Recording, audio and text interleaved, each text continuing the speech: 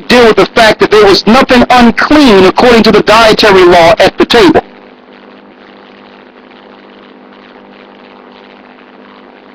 But I'm going to read the 15th verse, then we're going back. Read. Verse 15. There is nothing from without a man that entering into him can defile him, but the things which come out of him, those are they that defile the man. Okay, it says, it's not the things that go in you that defile you, but the things that come out of your mouth. That's what it's talking about. Alright? But it's not talking about eating unclean meat. It's talking about dirt on their hands. Read the first and second verse. St. Mark chapter 7 verse 1. Then came together unto him the Pharisees and certain of the scribes which came from Jerusalem. And when they saw some of his disciples eat bread with defiled, that is to say, with unwashed hands. Dirty hands. Not pork, not shrimp, not crab. A matter of fact, let's see what was on the table. Read. Go ahead. And when they saw some of his disciples eat bread with defiled, that is to say, with unwashed hands, they found fault. You know what? And someone, I don't like to be facetious, but someone made a good statement. If it's not what goes in your mouth that defile you, then why don't you go smoke crack? What's to stop you from smoking crack or doing anything that's going in your mouth that's defiling you? If you want to use that type of analogy. That means I can put anything in my mouth. I can drink poison. It's okay. This is not talking about putting anything in your mouth. It's talking about dirty hands. They were eating bread. Read. And see, that's another thing. They'll see what it say and still argue. The Pharisees and scribes was not coming against Christ based on pork being on the table. But they'll use this scripture to say it's okay to break God's law. Now I'm still looking for the scripture that says, where Christ says, I'm going to change God's law that's written of in Leviticus 11, and you can eat anything you want. Where is it?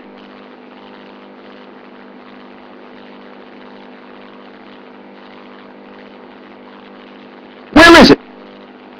But they'll deceptively teach you scriptures like this so that they can make you break God's law, knowing that if you break God's law, Satan can have his way with you.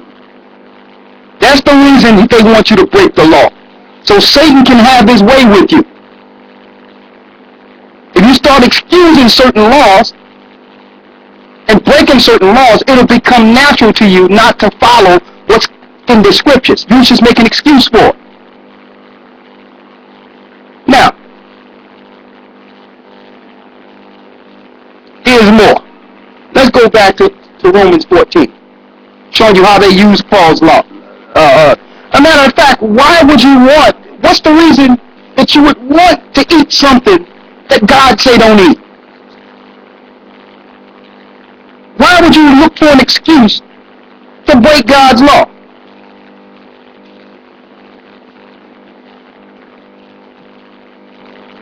I think they missed one scripture. Read Matthew 5 and 17, then we're going back there.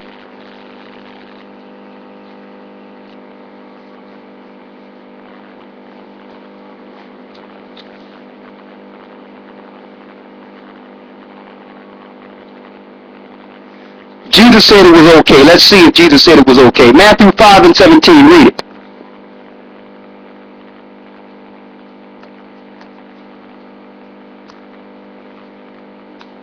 Read it again. St. Matthew chapter 5 verse 17. Think not Think not. That means don't think. Read. Think not that I am come to destroy the law or the prophets. Don't put it in your mind that the Most High have come to destroy the law or the prophets, or he sent Christ to destroy the law or the prophets. Don't even think that in your mind. There's a law on what to eat and what not to eat. Leviticus 11, read. Or the prophets. I am not come to destroy, but to fulfill. Christ did not come to destroy the law of Moses. He came to fulfill it. Read. Verse 18.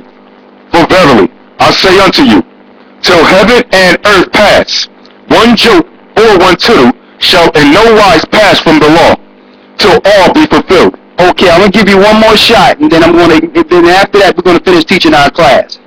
Give me a specific scripture like we have in Leviticus 11, where it says what to eat and what not to eat. To show you that you can eat the clean animals, and you are to stay away from the unclean animals, and he named them by name.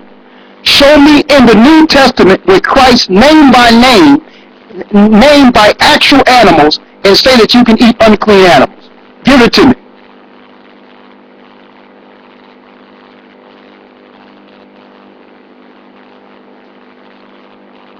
Give me the scripture where Christ points to an unclean animal like a pork and says, like a pig, and says it's okay to eat it. Give me one. Don't try to use vague scriptures like something with nothing in it and anything. And no, give me a specific scripture like Leviticus 11.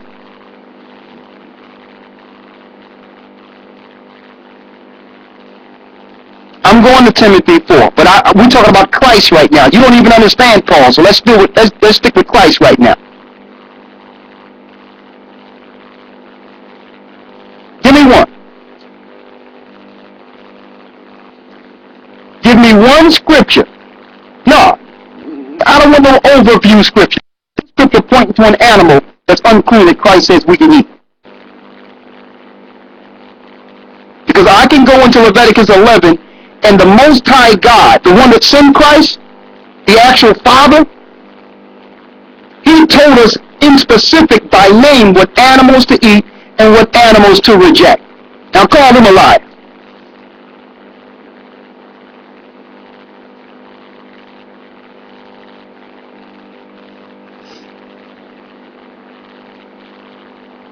Okay. As I thought. Read Matthew 5 and 17. Read. St. Matthew chapter 5, verse 17.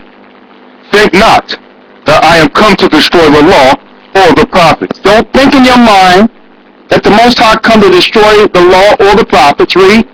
I am not come to destroy, but to fulfill. Christ did not come to destroy the law of Moses. Now let's go into some more misunderstandings on Paul. Let's go to Romans 14 and 14. Start the first verse. Read.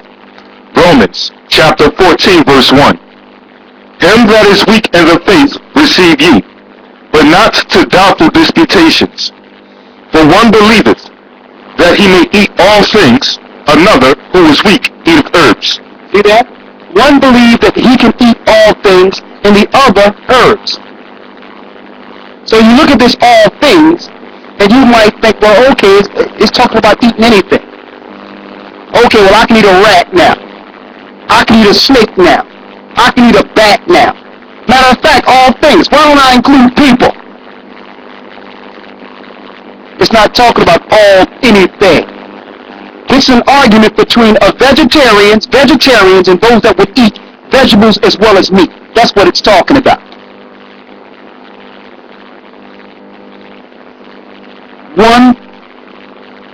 It says one will eat herbs, which is vegetables, and one will eat all things. They'll eat meat as well as vegetables. That's what this is talking about here. Read. Verse 3. Let not him that eateth despise him that eateth not, and let not him that eateth not judge him that eateth. See that? So Paul is telling them, listen, if you got a vegetarian in the church, don't despise him because he don't eat meat. If you got a guy that's eating meat in the church, a vegetarian shouldn't despise him because he's eating meat and vegetables. That's what it's talking about. See, but they'll use broad scriptures in which they can inject their own thoughts, like Paul's writings, which are hard to be understood, to justify eating pork. Well, this is not talking about pork. I'm going to prove that. Read. Verse 4. Who art thou that judgest another man's servant? Go ahead. To his own master he standeth or falleth. Yea, he shall be holding up, for the Most High is able to make him stand. One man esteemeth one day above another, another esteemeth every day alike. And some people don't know this, is that we were meant originally to be vegetarians. Okay? There was no such thing as killing